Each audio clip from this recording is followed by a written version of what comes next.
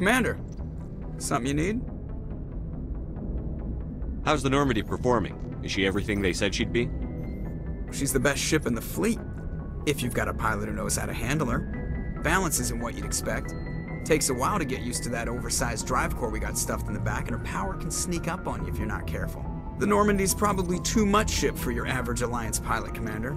Lucky for you, I'm anything but average. I like to know my crew. Mind if I ask you a few questions? I can see where this is going. You did a background check on me, didn't you? Well, I'll tell you the same thing I told the captain. You want me as your pilot. I'm not good. I'm not even great. I am the best damn helmsman in the Alliance fleet. Top of my class in flight school, I earned that. All those commendations in my file, I earned every single one. Those weren't given to me as charity for my disease. I'm sorry, Joker. I didn't even know you were sick. You mean you didn't know? Oh, crap.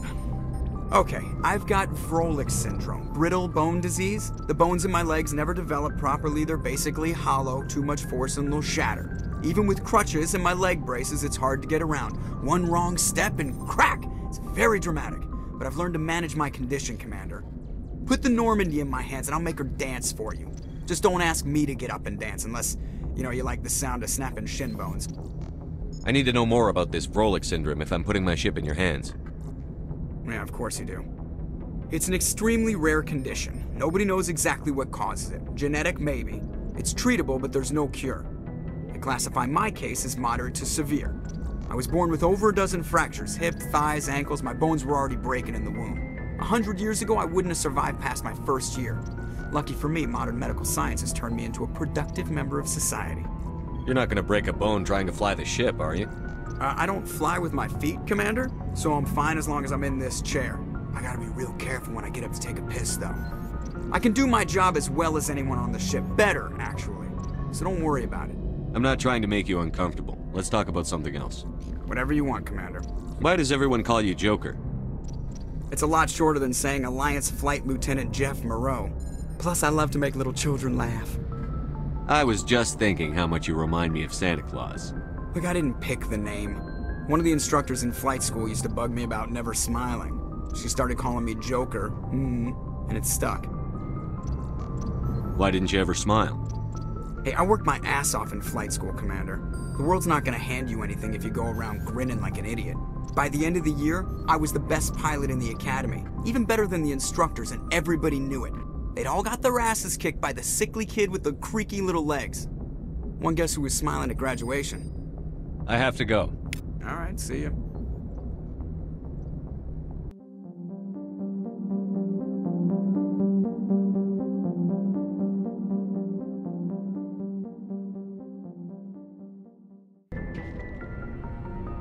If anyone has to take over for Captain Anderson, I'm glad it's you. I'm not sure about having non-humans on our ship, though. We're all on the same team here, Pressly. With all due respect, sir, that's what they said about Nihilus. Look how that turned out.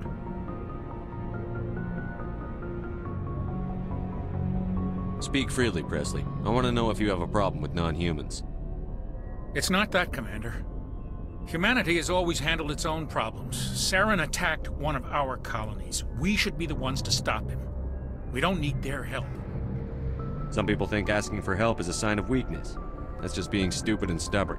No matter how strong you are, allies can make you stronger. I guess so. Maybe I'm just stuck in the old ways of thinking. But don't worry, Commander, this won't be a problem. How did you end up assigned to the Normandy? I signed up with the Alliance as a navigator right out of school, following in my grandfather's footsteps, I guess. My first posting was on the Agincourt. We were one of the first reinforcements to arrive at Elysium after the Blitz hit. Those raiders were no match for an Alliance frigate. Of course, the only reason the colony was still standing was because of you, Commander. I can't believe you held out as long as you did. How'd you end up on the Normandy? I got my officer's commission after Elysium. Must have made an impression on the right people. Captain asked for me when he was picking his crew.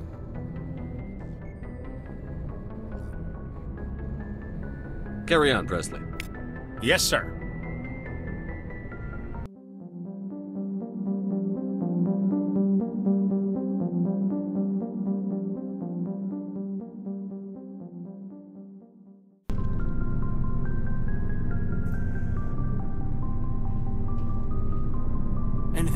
Commander?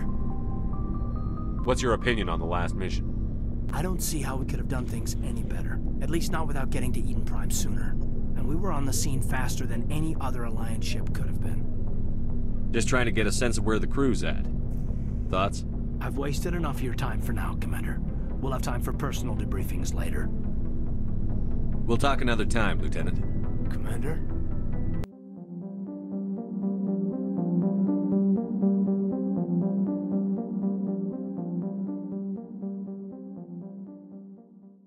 Thanks for bringing me on board, Commander. I knew working with a Spectre would be better than life at CSEC. Have you worked with a Spectre before? Well, no, but I know what they're like. Spectres make their own rules. You're free to handle things your way. At CSEC, you're buried by rules. The damn bureaucrats are always on your back. For the most part, the rules are there for a reason. Maybe. But sometimes it feels like the rules are only there to stop me from doing my work.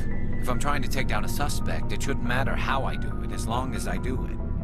But CSEC wants it done their way. Protocol and procedure come first. That's why I left. So you just quit because you didn't like the way they do things? There's more to it than that. It didn't start out bad, but as I rose in ranks, I got saddled with more and more red tape. CSEC's handling of Saren was typical. I just couldn't take it anymore. I hate leaving. I hope you made the right choice. I'd hate for you to regret it later. Well, that's sort of why I teamed up with you. It's a chance for me to get off the Citadel, see how things are done outside CSEC. Either way, I plan to make the most of this. And without CSEC headquarters looking over my shoulder, well, maybe I can get the job done my way for a change. If getting the job done means endangering innocent people, then no. We get the job done right, not fast. Got it? I wasn't trying to. I understand, Commander.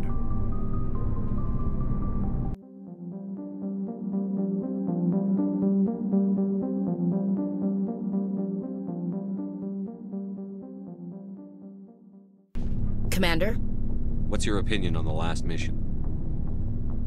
Kinda wish you'd got there sooner, Commander. No offense, I appreciate the rescue. I just wish... You wish we'd been able to save the rest of your unit? Yes, sir. If I had been more alert, we wouldn't have been cut down by an ambush. The Geth are perfect ambushers. They don't move, they don't make noise, they don't even breathe. Sir, they have flashlight heads. I'll make sure it doesn't happen again. Do you have a few minutes to talk one-on-one? I'm sorry, Commander. I need to get my duty squared away. I wouldn't mind talking more later, though. Dismissed, Chief. Sir.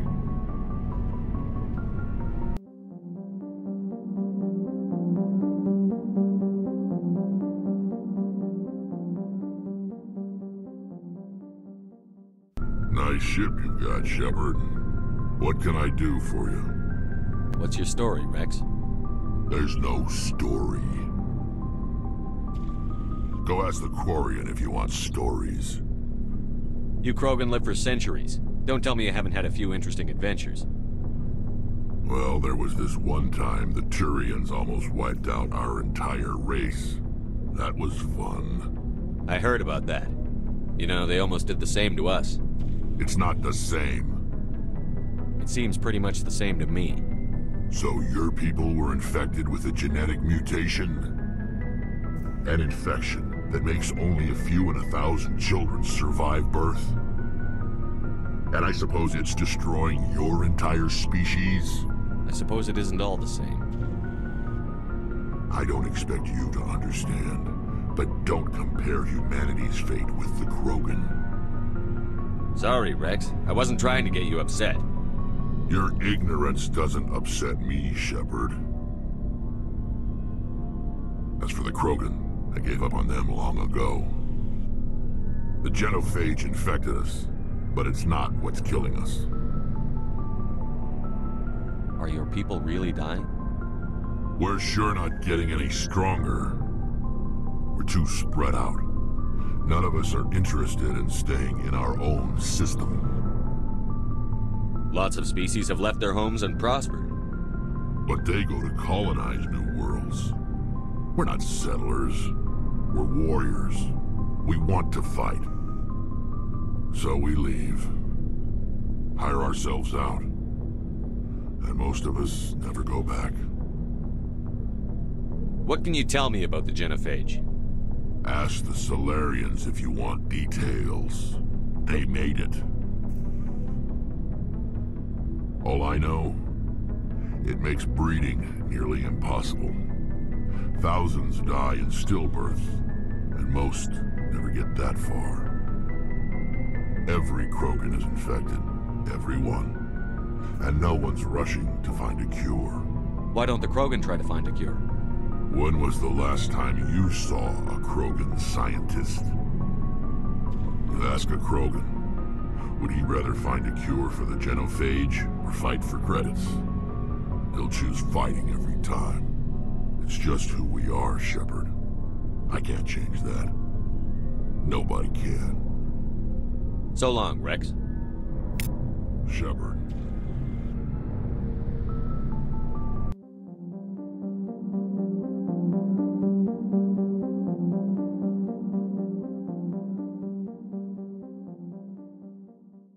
Hey, Commander, you know that Quarian, Tali?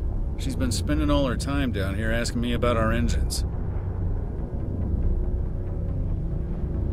I'll tell her to leave you alone. What? No, she's amazing. I wish my guys were half as smart as she is. Give her a month on board and she'll know more about our engines than I do. She's got a real knack for technology, that one. I can see why you wanted her to come along. I figured she'd be a real asset to the team. You got an eye for Tali, Commander, but I'm guessing that's not why you came down here. I want to know more about the Normandy. She's the best ship I've ever served on, probably the fastest vessel ever designed. And she's the only one using the new Tantalus drive core. What's so special about the Tantalus drive core? Proportionally, it's about twice the size of any other vessel. Not only are we faster, but we can run at FTL speeds longer before we have to discharge the core. Fill me in on the IES stealth systems. How does it work exactly? You can't hide a ship out in space. They emit too much heat and radiation. Too easy for sensors to pick them up, unless you find a way to capture those emissions. So our stealth systems trap the energy we give off in storage sinks built into the ship itself. No emissions to give away our location. Eventually the sinks have to be vented. More than a few hours silent running and they overheat. Cook us inside our own hull. There's no way for anyone to detect us? A visual scan can still pick us up. Anyone looking out a window can see us plain as day. But you have to be pretty close to get an actual visual out in space. Most vessels rely on scanners. As long as the stealth systems are engaged, they can't see us. Not unless we accelerate to FTL speeds. Why doesn't it work with faster-than-light travel? Cranking up to FTL blue shifts our emissions, pushes them into frequencies too high to capture in the sinks. As soon as we make the jump, it's like setting off a flare. Sensors can pick up our location whenever we enter or exit FTL flight, but for short-range missions, our stealth systems are amazing, and we've got the only one. Where else have you served, Adams? If you name a class of Alliance ship, I've probably served on it. Everything from dreadnoughts and carriers right down to frigates like the Normandy. My last assignment was on the Tokyo, only a cruiser, but she was a good ship. Couldn't hold a candle to the Normandy, though. Carry on, Adams. Aye, aye, Commander.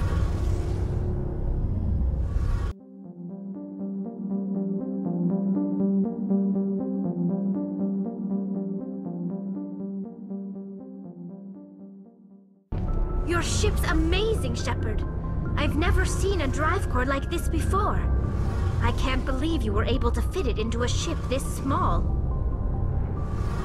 I'm starting to understand why you humans have been so successful. I had no idea Alliance vessels were so advanced. The Normandy's a prototype. Cutting-edge technology. A month ago, I was patching a makeshift fuel line into a converted tug ship in the flotilla. Now, I'm sitting on board one of the most advanced vessels in Citadel space. I have to thank you again for bringing me along. Traveling on a vessel like this is a dream come true for me. I had no idea you found ship technology so interesting. It comes with being a Quarian. The migrant fleet is the key to the survival of my people. Ships are our most valuable resource. But we don't have anything like this. We make do with cast-offs and second-hand equipment. We just try to keep them running for as long as we can. Some of the fleet's larger vessels date all the way back to our original flight from the Geth. I can't believe your fleet's still using ships that are 3 centuries old. They're constantly being repaired, modified, and refitted. They aren't pretty, but they work. Mostly. We've tried to make ourselves as independent as possible on the flotilla, grow our own food, mine and process our own fuel. But some things we just can't make on our own. A patch to maintain the hull integrity requires raw materials we just don't have. That's why our pilgrimages are so important. I want to know more about the pilgrimage. When my people reach maturity, we leave our birth ships and seek acceptance with a new crew. It's necessary to maintain genetic diversity among the fleet. But no ship wants to accept someone who will be a burden on them. So, to prove our worth, we embark on a pilgrimage. We set out alone, leaving the flotilla and our families behind us.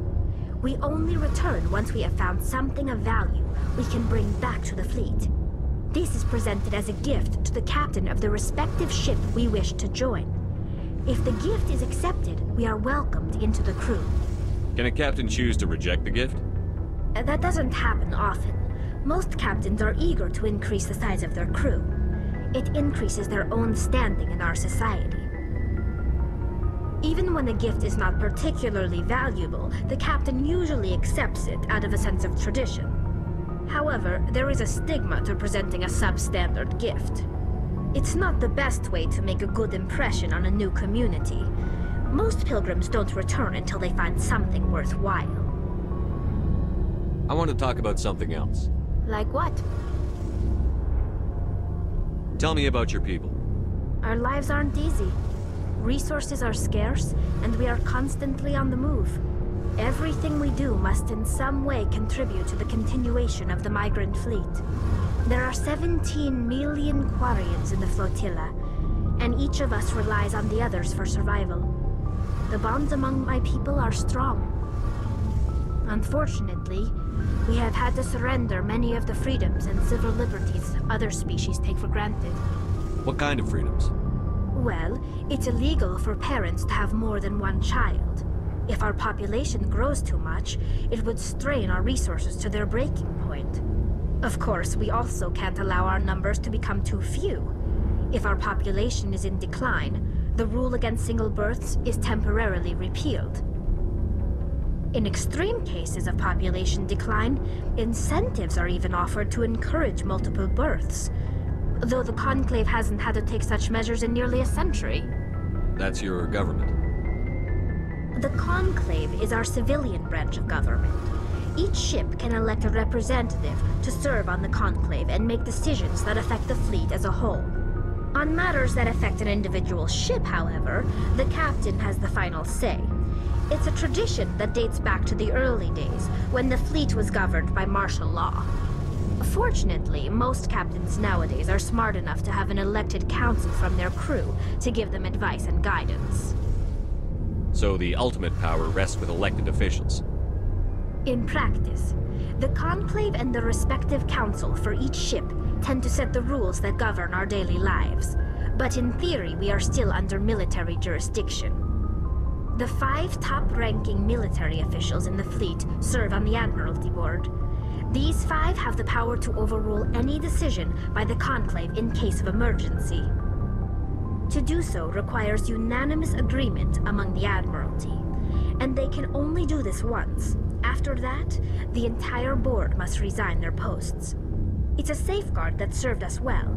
In nearly 3 centuries, the Admiralty Board has only overruled the Conclave 4 times.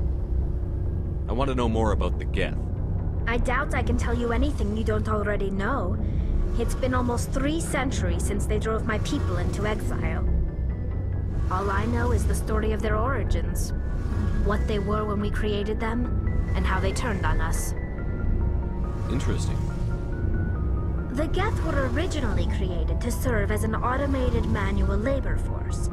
Initially, their intelligence was as limited as any VI.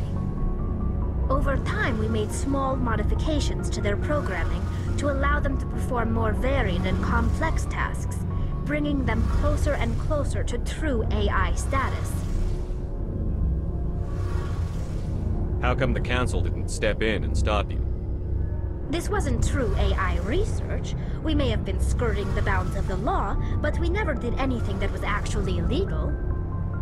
The changes were so insignificant, so gradual, that we were able to control them. Or so we thought. But one thing we underestimated was the power of the neural network. A million Geth thinking simultaneously created an inherently unstable matrix. What made them rebel? As we built more and more Geth, their effective intelligence became more sophisticated, more abstract. One day, a Geth began to ask its Quarian overseer questions about the nature of its existence. Am I alive? Why am I here? What is my purpose? As you can imagine, this caused a near panic among my people. What did you do? It was inevitable the newly sentient Geth would rebel against their situation. We knew they would rise up against us, so we acted first. A general order went out across all Quarian-controlled systems to permanently deactivate all Geth. The Geth responded to this order violently. You can't blame them for fighting for their survival. We had no other choice. The Geth were already on the verge of revolution. By acting quickly, we had a chance to end the war before it began. The hope was that most of the Geth would still be little more than machines, incapable of organized resistance. But they had progressed much further than anyone anticipated. The war was long and bloody.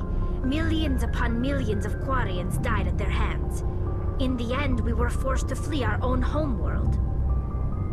We feared the Geth would pursue us, but they never came beyond the Veil. Now we drift through space, exile searching for a way to reclaim what was once ours.